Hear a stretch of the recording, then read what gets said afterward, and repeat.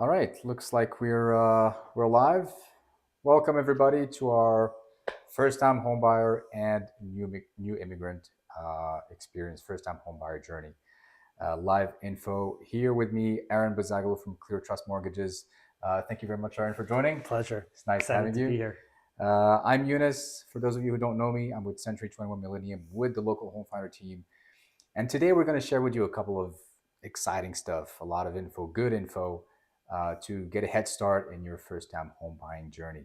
We're going to share with you a couple of things. We're going to talk about mortgages, the home buying process, and we're also going to give you a chance, of course, to ask any questions that you may have.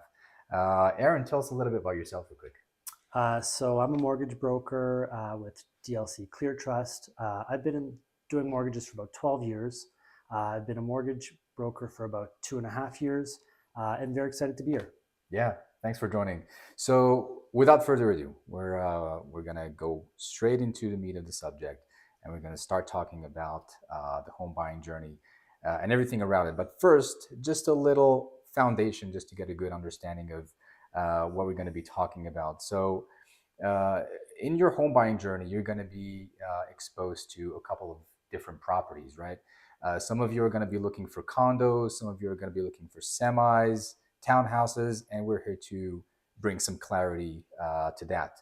Mhm. So, the thing to understand really is that there is no right and wrong when it comes to the type of property you're looking for.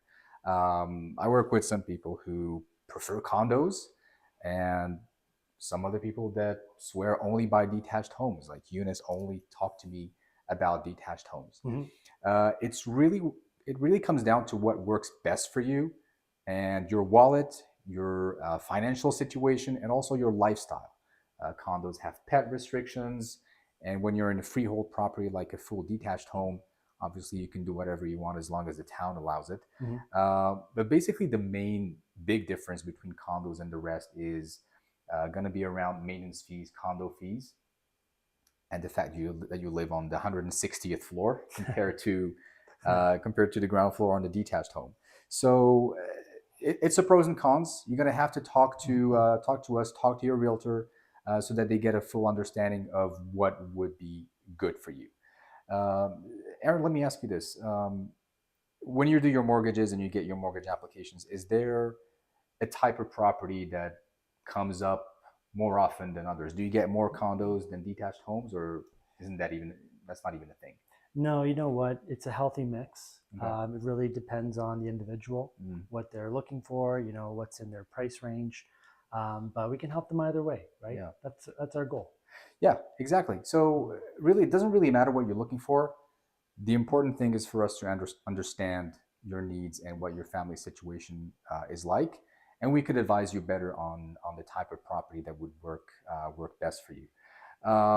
So pros and cons again: you have condos, you have townhouses, semi-detached, and detached homes are the most sought after. They're the ones who keep the most value Mhm. as you move forward. Uh, but obviously that comes at a price, and everybody wants a detached home. Oh yeah. Everybody wants a picket fence.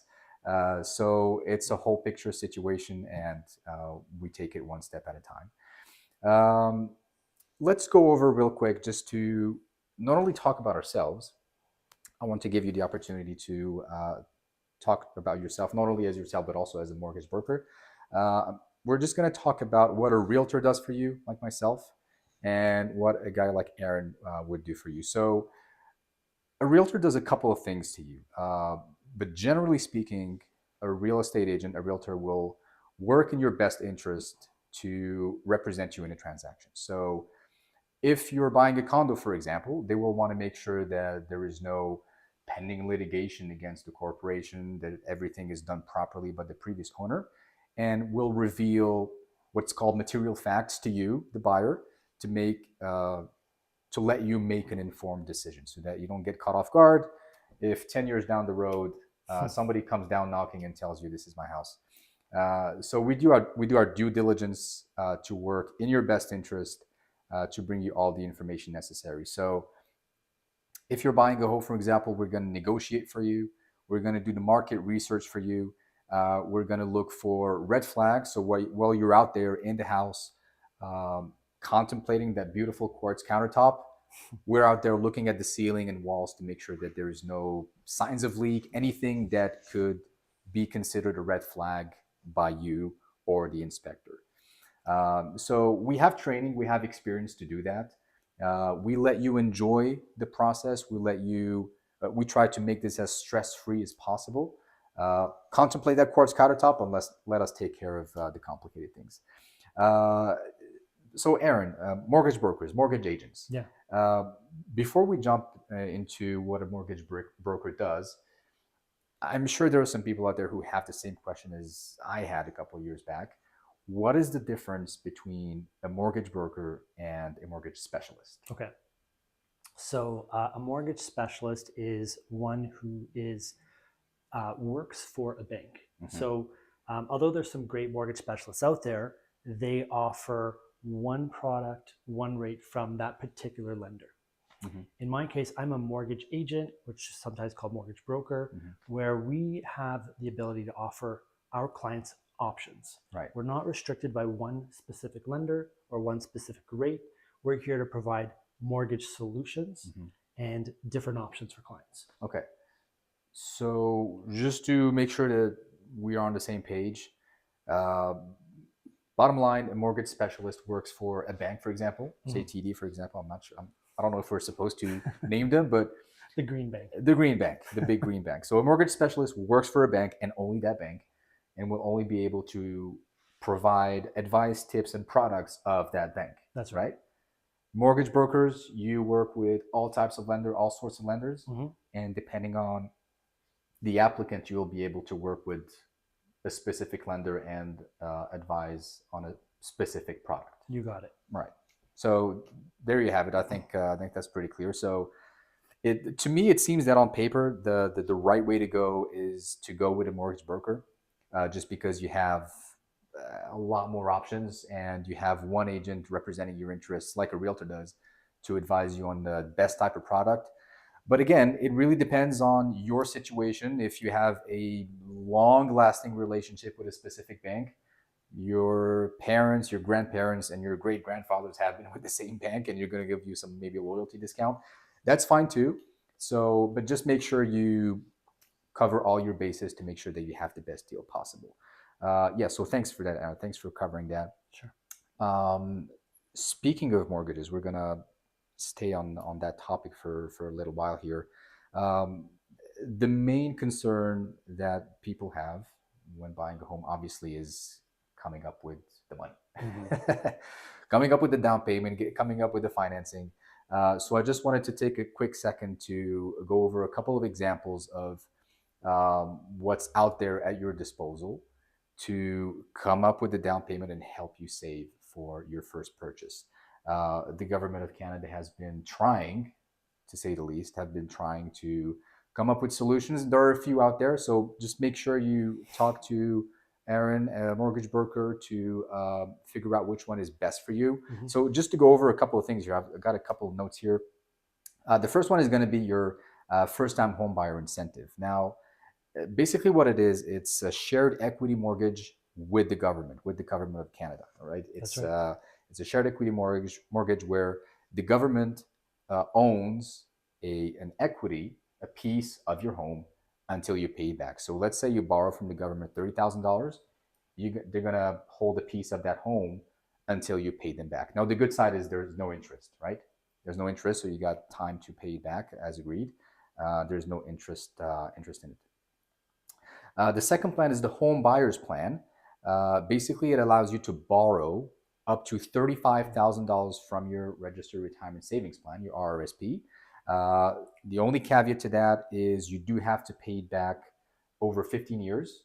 Correct. But I think you got plenty of time. Is there a minimum per year that you need to have? Yeah, so basically you just 1/15. So whatever it is, you divide by 15. 15 years is a long time. So you get to, that's a long time. You got to repay it every year, but you've got the 15 years. Yeah. So 1/15 minimum needs to be paid back every year. I think that's a pretty good deal. The second one is not really an incentive, but it's more of a rebate. The Ontario First-Time Homebuyer Land Transfer Tax rebate. We're going to talk about the land transfer tax later in an example. But basically, the land transfer tax, very simply put, is part of your closing costs to take ownership of the property. It costs a few $1,000s, but the government of Ontario will allow you to take back to save 40 up to $40,000 of that closing cost. And I don't know about you, $40,000 is a lot of money. I'll take that deal, especially if you're a first-time home buyer. Last but not least, first-time home buyer savings account. This one's new. We just started hearing about it. We're gonna need some time to see how this works and what's the impact on it on the housing market. But it's basically a combination of your RSP and your TFSA, your tax-free savings account. You make contributions to your FHSA to reduce your taxable income. It generates interest. There's no tax on it. There's no repayment minimum, right? There's no payment minimum, but it has to be used towards your down payment. Surprise, surprise. I think that kind of makes sense. And you have a lifetime of $40,000. Is that correct? Yeah. Okay, makes sense. So before we move on to the meat of the program here, the journey to your home buying, do you have any clients that are taking advantage of any of these rebates, any of these programs at all? Yeah, the big one is the land transfer tax rebate. Yeah. That's really a huge help for first-time home buyers. Yeah. It does surprise a lot of first-time home buyers when I tell them that you can save $4,000. You can see the light in their eyes. Yeah. And the good thing about the land transfer tax rebate is that if you declare that you're a first-time home buyer at the time of purchase, you don't have to pay it at all. It's not as if you have to pay it and the government gives it back to you. So as long as you declare it at the time of purchase, it is literally reduced from your closing costs. So that is a very important thing to remember. Yeah. So make sure you speak to your lawyer to make sure that you qualify and the process is done the right way. So how about we go straight to the home buying journey? This is what this is all about. So there are multiple steps involved, right? It's a journey, multiple steps involved, and we are here to help you. Our job is to make this as stress-free and as easy as possible. So let's talk about step one. So the first step will be to reach out to either your realtor or your mortgage broker. So let's assume for a second that you first get in touch with me. We're going to have a discussion. We're going to have a chat. And the real purpose of this chat is for me to understand my buyer's needs, understand their family. What are they looking for? Are they looking for a condo or a 16-bedroom palace? Right. Big difference in the process. How big of a home you need? Your location. Do you want to be in the middle of the GTA or do you want to live outside of the GTA? Do you need to be near a school? How is public transit important to you? What are your deal breakers, right? And most importantly, what's your number? Do you have a number in mind that you'd like me to know so that I can do a proper search for you? Now, that number is provisional, right? If you tell me I'm looking for a $700,000 home, I'll take that. It will definitely help me in my research to send you listings and take you out on showings. But that number is provisional until we confirm it with your lender. We confirm it through your mortgage broker because I don't have access to your financials. And I think that kind of makes sense. Mm-hmm. I don't know how much are you paying on your car lease. I don't know if you're owning another property. And basically, I don't know how much debt you have. So this is where I would 99% of the time, I would advise you to speak to a mortgage broker or your lender to get a good picture of how much house you can afford. So budget determination will be the second step. So we discussed what type of home you're looking for. Now it's time to determine your real budget. So Aaron, I think that it will be best to ask you about mortgages. That would make sense. Sure. Now that we know that my client is looking for a 3-bedroom house, sorry, 3-bedroom house in Orangeville, I put them in your hands to determine the budget. How does that process start? How does it work, and what do you do, or what do you ask people? How does that work? Okay, so it all starts with a welcome call with the client for me to introduce myself, introduce my team, and get to learn more about the individual. Right. My goal is to understand your wants and needs and what we're looking to do, and then kind of walk you through the process of what the whole mortgage journey looks like. Once we've kind of established that relationship, I'll walk through on the first call sometimes the numbers, some of your figures, and get a general idea of what you will qualify for, and then we'll also walk through what we need from you. So that's the documents, a consent for us to do a credit check and all that good stuff, and then we'll set up a second call where we'll gather your documents, we'll review them, and then our next call would be a strategy call where we sit down and kind of get very granular on what your mortgage pre-approval will look like. Okay. Once we've established that, we'll actually go and get you a pre-approval, which you can use with your realtor. And we'll be staying in touch along the process until you've made a successful offer. And then from there, we're there to basically hold your hand from the moment you make a successful offer until the closing date. That makes sense. It's a lot. That's so good that you say that, because a lot of people think that the relationship between you and somebody like Aaron ends as soon as you obtain your mortgage and that's it. It's like you said, we're holding your hand to make sure that it's done right. And at least as far as I'm concerned, I tell my clients that, hey, my duty to you doesn't end when your offer is accepted. It goes until closing and even beyond that. If you need somebody to help you move, I'll gladly help you move, as long as I have to only carry a small box. But I just want to ask you a real quick question here. You mentioned qualified, pre-approved.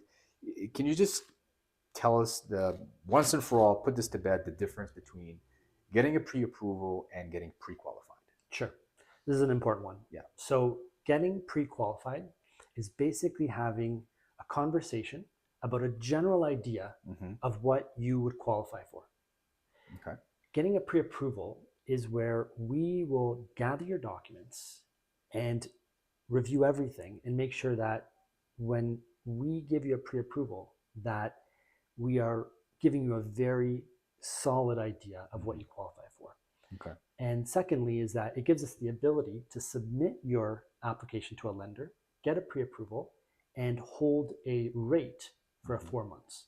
So that gives you the comfort to start your home buying journey, and we're going to be there the whole way with you. Okay. So bottom line, basically, correct me if I'm wrong, but pre-qualified is nothing more than you crunching a couple of numbers based on what your clients say, but you don't necessarily have documentation to support whatever number they give you. So just a basic calculation. All right, you're likely to be approved for $700,000, but you won't know until you see the documents. You got it. Okay. Pre-approved is you've done some due diligence, you've done some work on the paperwork, you've seen the income, you've pulled out credit history. Now you have a real image of what's going on, right? That's right. All right. So I know that a lot of you guys out there, I know because I've done it. We go online, House Sigma, Zolo, whatever those apps are you're using, and you scroll down and you see how much mortgage can you get, and you punch in your income, you punch in the interest rate that you want. You can pretty much put it wherever you want. But that's just an estimate, just to give you a very broad idea of what it is. Get a pre-approval. Let Aaron advise you on the interest rates that they can get, what is the best course of action for them depending on their situation, especially as a first-time home buyer. So don't skip the pre-approval stage. Follow-up question regarding the pre-approval. Does having a pre-approval mean that it's all done and they have the mortgage? It doesn't necessarily guarantee it, because with a pre-approval comes conditions. And in some cases, one of the conditions is doing an appraisal, evaluation of your home. And sometimes the appraisal can come in lower than your purchase price. So you just need to be aware of when you have a pre-approval, what those conditions are, and work closely with your mortgage professional to understand, what it actually means to you. Okay. So don't take anything for granted. Just make sure that once you get the pre-approval, you don't go out and buy that fancy car. Just make sure you're close on your house first. So when you pull a credit history, and actually I had somebody ask me this very morning, true story, and we talked about credit scores. Because when you go online, and what the online pages will tell you, websites will tell you, is the higher your credit score, the better the interest rates you'll get. So how big of a difference does it make to have a fair versus an excellent credit score? Does it, what's the score beyond which it doesn't matter anymore? Okay. So most lenders are looking for a minimum of 680. 680. But once you're above 680 to 700, it's just not worth waiting, Mm-hmm. longer to Mm-hmm. go from fair to excellent, Right. right? You're not going to get a better rate necessarily, and all it's doing is just delaying your home buying journey. Okay. So, and that applies to most lenders, right? Yeah. A lenders, I suppose. Yeah. Right. So there you have it, guys. It's this is a very fair question because I get it, day in and day out, and it's not a baseless concern because the internet is full of information out there. It's like WebMD, and they all say that the higher your credit score, the better, which is true in a way. But 680 is the number you gave, right? So above 680, from what I understand, is it just gives you bragging rights. So there's no difference if you have an 850 or a 700. Okay, that pretty much clears it up. So thanks, Aaron. We took care of the mortgage. We got you pre-approved, and most importantly, we know how much house you can afford. And this is where the fun starts, at least with me. Oh yeah. This is the fun part for me to go house shopping. It's a lot more fun than shopping for clothes. I love to do it. I love to do it with my clients. It does require time, patience, and it's important to remember that the process is always subject to adjustments. So if you have told me before that you're looking for a 3-bedroom house, and I'm taking you house shopping for a 3-bedroom house, if at some point you feel that a 3-bedroom house is too big or too small, and you want to change your search, you want to go in a different direction, feel free to communicate with me. Feel free to tell me so that I can adjust it. Right? It makes no sense to show you a 4-bedroom house if you're only looking for 3 now, because now you realize that 4-bedroom house is too big. Yeah. So I don't want that for you. My job, as we said before, is to get you in the right home, and for me as a buyer agent, at the lowest price possible. So feel free to communicate. If you need me to change anything, I'll change it. It's very important for me to understand that anything that I put you in is a good fit. Um, Speaking of budget, so now we got you pre-approved for 700K. Um, the good strategy to have, at least what I try to do, it's going to be different from one agent to another, but I try not to max out my client's budget. So if you pre-approve them for 700K, I try to start a little bit lower, because if we can get you in that house at a lower price, then mission accomplished, right? Because we got you a good deal. But every once in a while, when we go house shopping, you're going to get a feel that, oh, these houses are not big enough, or they're not nice enough, or they're not in as good of a neighborhood as you thought they would be. So two options. We have two options at that stage. So either we start looking at more expensive homes. So instead of 650, now we start looking at maybe 670 or 680, to see if one of those houses will pique your interest. The second option is maybe you want to really stick to 650 and you don't want to max out on your budget, which is a fair concern. But maybe the second option would be to review your criteria. So instead of a 2,000 square foot home, maybe we'll downgrade it a little bit to 1,700 or 1,800. Instead of GTA or Brampton, let's go a little bit further up north, change the location where real estate prices are a bit lower. So we have ways that we use as realtors to try to find you the right home. It's not always a matter of throwing more money at it. Um, it's a matter of fair balance, like pretty much everything in life. So let's say we got you that home. Third step is placing an offer. Placing an offer, I think, would be arguably the most stressful part for a first-time home buyer. Signing a contract in general is stressful because it's binding, it's scary, and you feel like you're taking a leap of faith. You're jumping off a cliff. That's what we're here for. We get you all the information that you need. We got you pre-approved, so we know that you'll be able to afford those mortgage payments. We place an offer. We put in a couple of conditions. I'm going to talk about that in just a few seconds to protect you. But you and I are gonna discuss mainly the offer price. This is gonna be the one that takes the most amount of time. Is the offer price? How much money are you gonna give these sellers? And my job is to give them the least amount of money as possible. We're also going to discuss closing date. Basically, when do you want to move? Do you have a lease that you need to break? So maybe that's going to be 60 days down the road. Or are you in need of a house right now? And I'm going to negotiate an immediate closing date for you. So we have to talk to the sellers about that. We're also going to talk about the deposit. There's no minimum, but usually it's 5% of the purchase price. Right. Basically, the higher the better, because it gives the sellers the confidence that you're a serious buyer. And we're going to talk about conditions, like I mentioned earlier. So most common ones, it really depends on the type of property you're buying. But for first-time home buyers, I doubt that you're going to be out there buying a farm. So for townhouses and detached, you're going to have two most common conditions: inspection and financing. Financing. Got it. So what conditions are, or if you've been watching Selling Sunset, they call them contingencies, but they basically mean the same thing. Conditions are make the contract conditional on that condition being satisfied.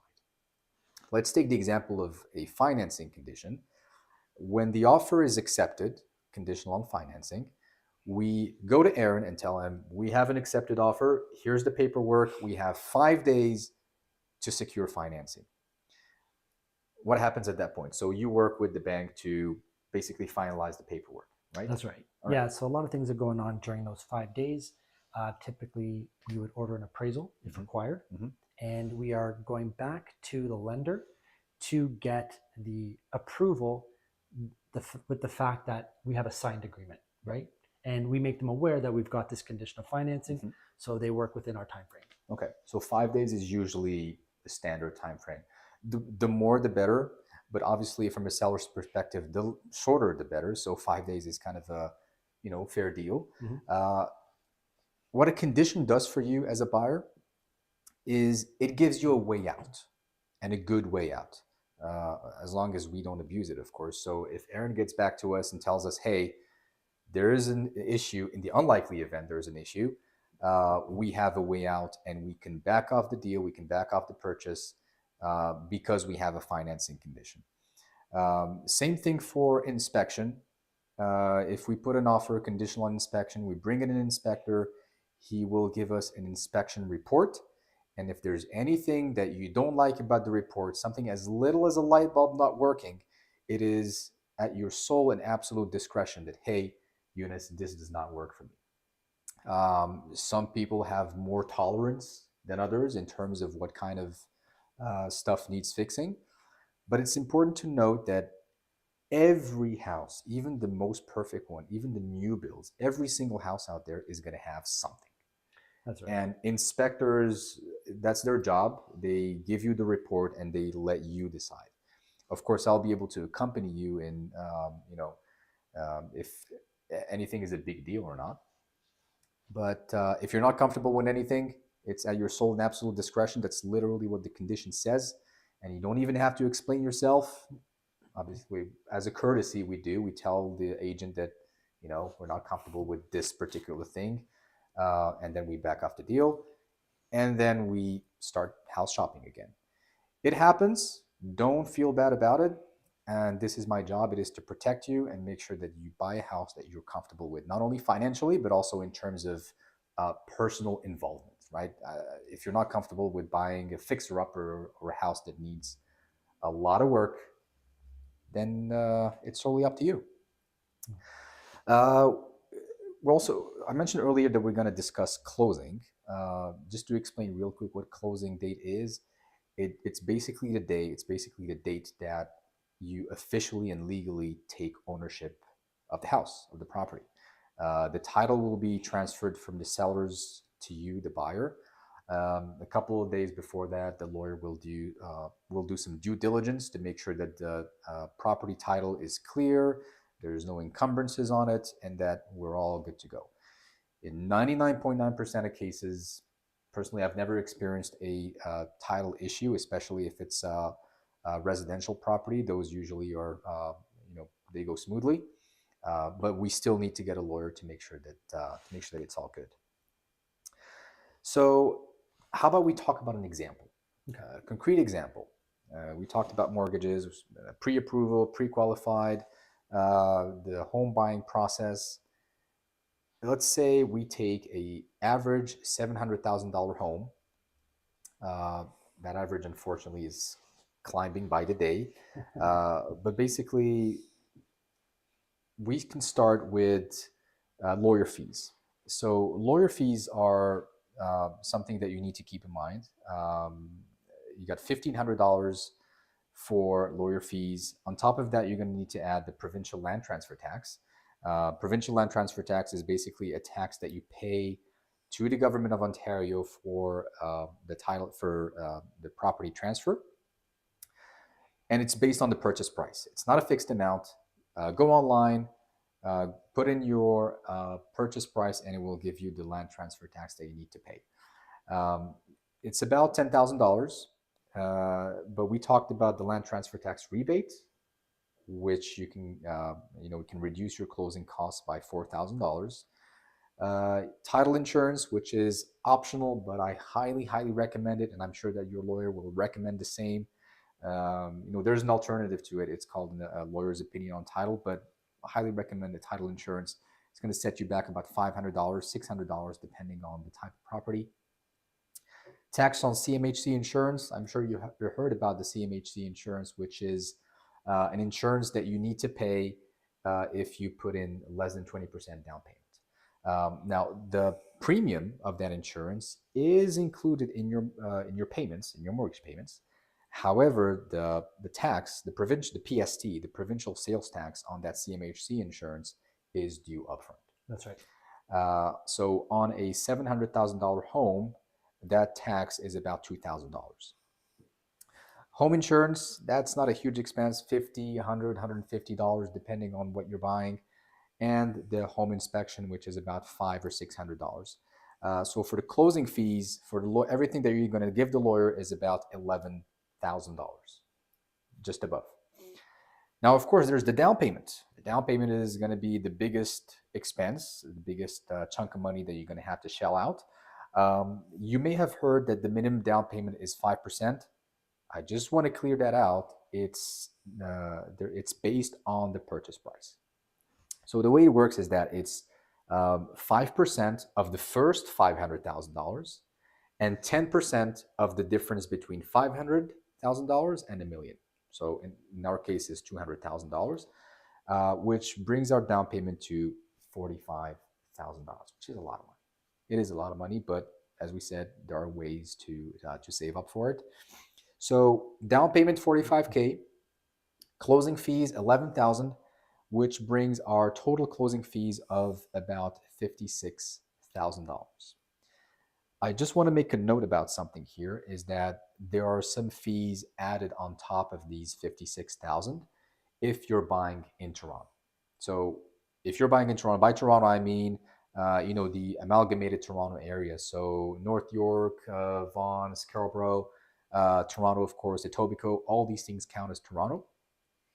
There is a municipal land transfer tax that you need to pay on top of it, which is $10K, and a first-time home buyer land transfer tax rebate, which is also about $4,000. So you're going to need to account for about $6,000 on top of the 56, which will take you just above 60,000. Yeah. So it is a lot of money.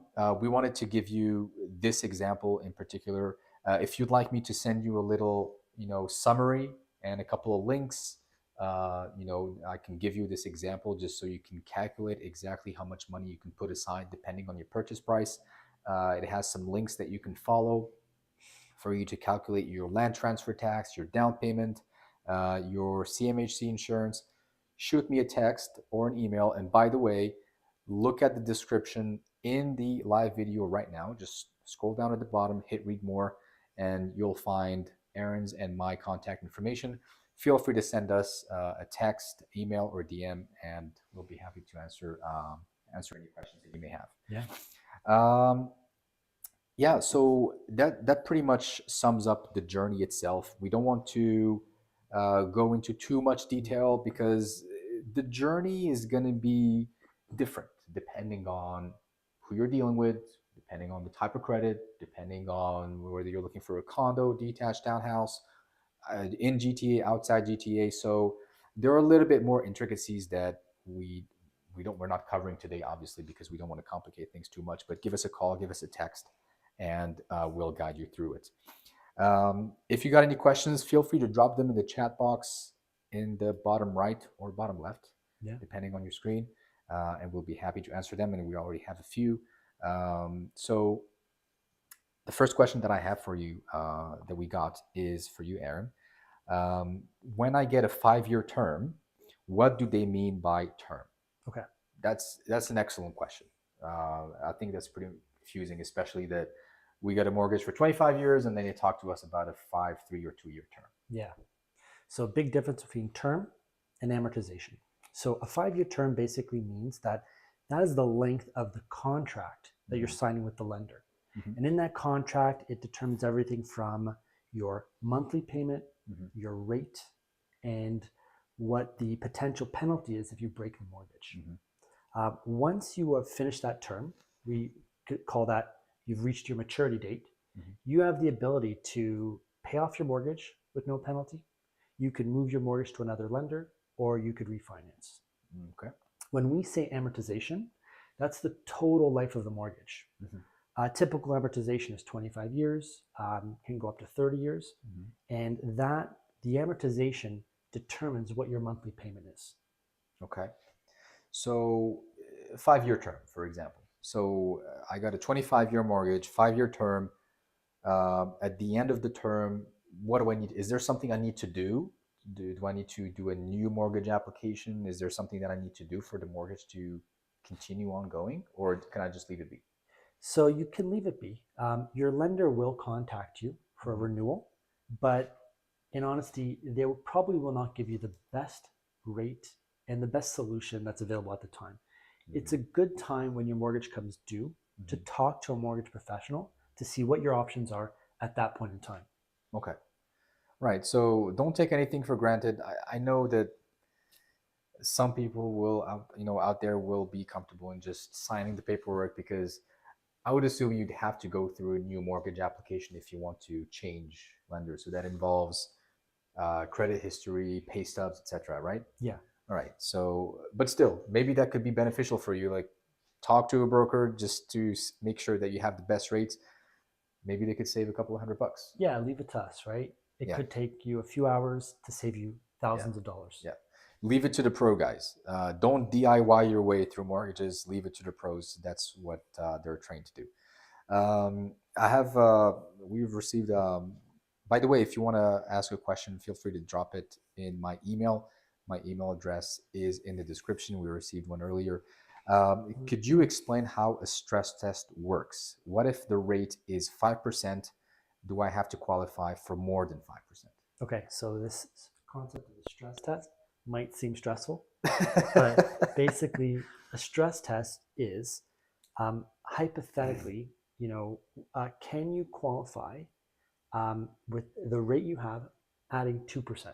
Okay. So the most lenders will do this. It's a requirement for all the major banks to set your rate and add 2% to see, can you qualify for that payment, if rates were to increase by 2% by the time you renew. But just, to keep it simple, it's not the rate you're actually going to receive. Okay. So just a mock example, let's say the rate is 5%. The calculations are done based on what rate? Is it 7%? It would be set. Yeah, that's right. We would add 2%. Okay. If your rate was under 3%, so then we add 2%, we'd still need to qualify you at the Canadian benchmark rate, which is 5.25%. Okay. So that is the minimum that they qualify you. But again, this is not your actual monthly, not your actual rate. Right. It's just for when they were talking about the stress test a couple of years back, it's to make sure that people would still be able to afford their homes in case things go haywire, in case interest rates going up, Exhibit A. So I guess that's what it's for. You right? got it. If you'd like us to clarify that, feel free to let us know. Good question again, by the way. Can the closing date be changed? Yes, the short answer is yes. But the beauty of a agreement of purchase and sale, just like any other contract in Ontario and in Canada, as long as the buyers and sellers agree, you can change whatever you want. You can change the closing date. You can change the purchase price. Say, for example, you notice something and you want to negotiate a lower price. You can do that. Um, just know, however, that the sellers are under no obligation to accept. And of course, we will intervene to negotiate with the agent and the sellers to explain to them why we want to change the closing date. Maybe you need more time with your landlord because you need more time to break the lease. But usually, if it's a matter of a few days or a week or two, it's usually not a problem. But yes, the short answer is yes, provided that the sellers agree. You cannot change it unilaterally. This is a good question. Are there particular considerations for someone who's receiving money from parents to use towards the down payment? That is, I love that question. Okay. So, yeah, That's a big one. that is a loaded one. Yeah. So just so you know, with a gift, the donor of the gift must sign a gift letter for the lender, which basically says that that gift, there's no expectation of it being repaid. Right. So it's not a loan. Number two is that for the down payment, the lender will ask for your history of the down payment, and generally that's anywhere from 1 month to 3 months. Okay. So, say somebody receives $40,000 today, and they're going to place an offer or try to get pre-approved in 2 weeks. Um, what kind of documents can they provide, um, if any at all, to showcase that the money is legit and it's not a debt? So we will look at what the lender we recommend, what their down payment requirements are, and we'll ask for a gift letter to be signed by the donor, and then we'll ask for bank statements to show the history of that down payment. That's pretty common. That must be pretty common. Yeah. I mean, you guys have to understand that having gifted money from parents or family members or even friends in some cases I've seen is becoming more and more common just because of the way real estate prices are going up. But if you're getting money from parents, just make sure that you're able to get documentation so that you can show that it's gifted money. Um, as far as the lender is concerned, what if I got money? I mean, there's a time frame beyond which they don't care anymore. Yeah. I think it was something about 90 days. That's it. So 90 days is really generally like the maximum that a lender will ask for. In some cases, it could be longer, but we always recommend to clients that get your down payment sorted out as soon as possible. Right. And we try to make it as simple and clear so that, when we send it to a lender, it's understandable. Makes sense. I mean, that makes sense. I mean, it's anti-money laundering laws, and you just have to make sure that it's legit. But yeah, so if you're buying a home in 6 months, and your mom and dad promised you $20,000 as a gift, just get it now, right? I think that's the bottom line of what I'm hearing. Yeah. Just get it now, so that it spends enough time in your bank account, so that later the lender doesn't have to ask you for extra paperwork. I guess it just makes things simpler. Yeah, I think that's what I would do. Just going through the questions here. All right, a good question here. What if I don't get financing? Do I still have to buy the house? Well, it depends. So if you have a financing condition and you back off the deal within the financing condition period, then yes, you can back off. You don't have to buy the house. But if, I don't know in what situation, if something happens after the conditional period, meaning that after the deal, the contract goes firm, if for some reason the lender doesn't want to give financing, then unfortunately, yes, you are in a binding contract. You'd have to buy it. But that is very unlikely. And that is where we come in, Aaron and I, to make sure that that doesn't happen. Because I know some buyers out there, they go into a home, they fall in love with it, they don't have their ducks in a row as far as financing is concerned, and they make an offer that is not contingent on financing or even inspection for that matter. And then all of a sudden, surprise, surprise, something happens. They don't get financing, and they're in a pickle. They're in a binding contract.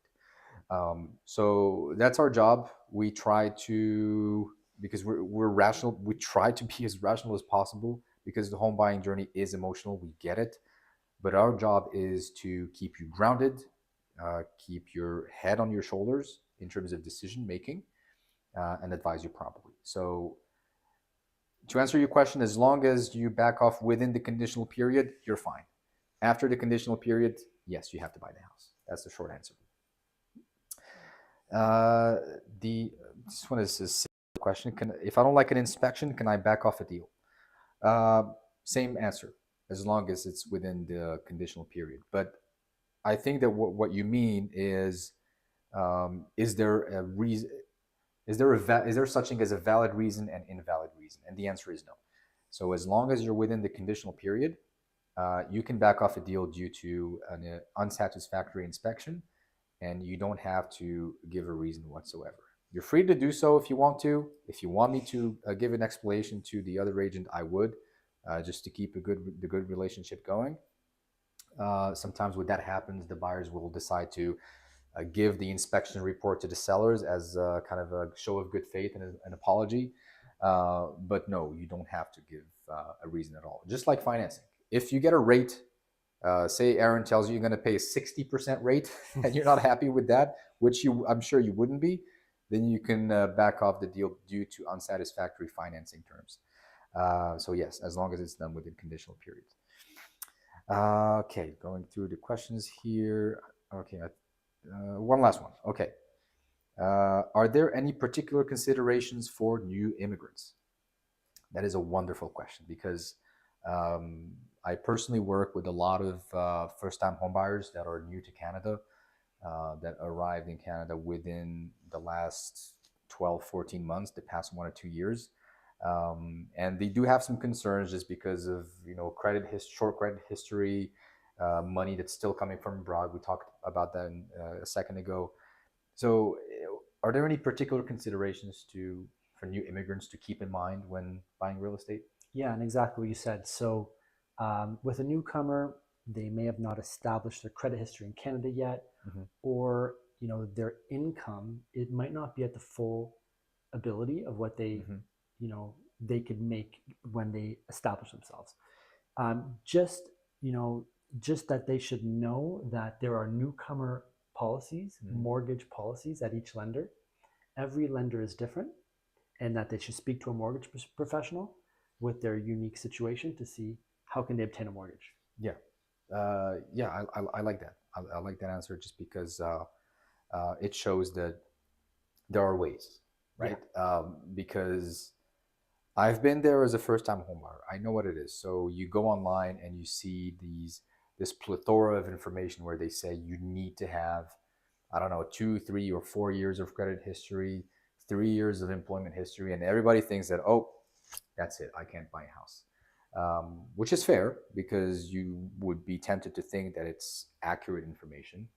But don't assume anything, whether it's with me or with Aaron. Don't assume anything. Just talk to us, right? I think that's the bottom line. Just give us a call.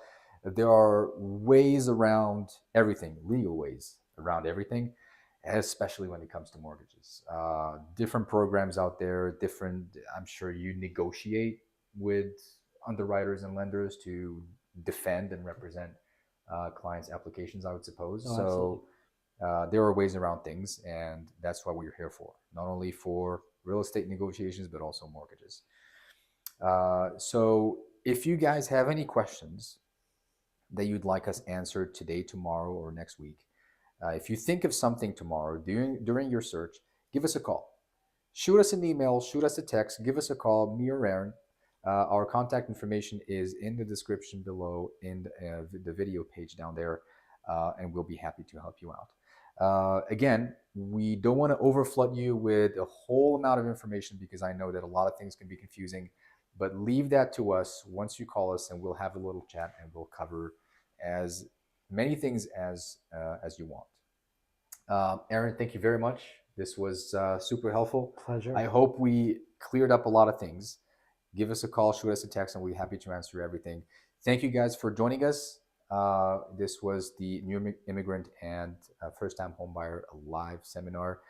We're going to try to hold these type of things as we move forward, as the market evolves, and we're going to bring you the latest and brightest as far as real estate is concerned. Thank you very much, guys, and we'll see you next time. Take care.